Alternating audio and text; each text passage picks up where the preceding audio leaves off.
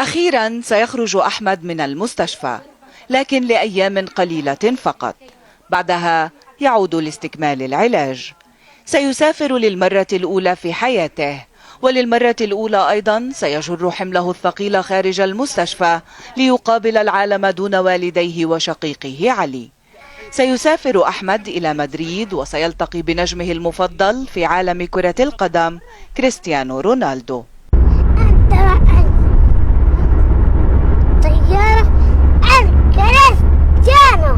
قبل سفره سيتوجه أحمد إلى نابلس، المدينة الأقرب إلى قريته دوما، وهناك ينتظره استقبال رسمي. ومن نابلس إلى معبر الحدود في مدينة أريحة، هنا أيضا استقبال وحفاوة به. لكن مهما كثر الناس من حوله يبحث أحمد أبدا عمن يشعره بالأمان. إلى مدريد سيرافق أحمد جداه اللذان لم يتركاه للحظة منذ أحرق المستوطنون البيت والعائلة. أحمد بحاجة لهذه الرحلة كان، وشكرا لكل واحد ساعد أحمد على إسعاد أحمد ومشى في طريق السعادة لأحمد. ورغم سعادة الطفل بالسفر إلا أن دموع الكبار قد طغت، ليس لوداع أحمد بل على وداع من لن يعودوا. الله يعيننا يا رب بس، وصبرهم ووديهم ويرجعهم في السلامة يا رب، ويشفي أحمد يا الله.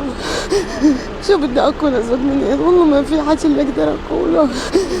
انطفينا والله انطفينا. قبل فترة قصيرة أخبرت العائلة أحمد باستشهاد والديه وشقيقه الصغير علي. قالوا له إنهم ذهبوا إلى الجنة، ومنذ ذلك الحين يطلب أحمد السفر إلى الجنة كي يقابل نجوم السماء.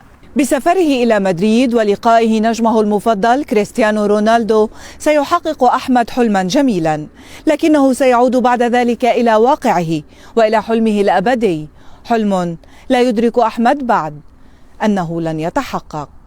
نجوان سمري، الجزيرة، من معبر الحدود إلى الأردن شرق مدينة أريحة.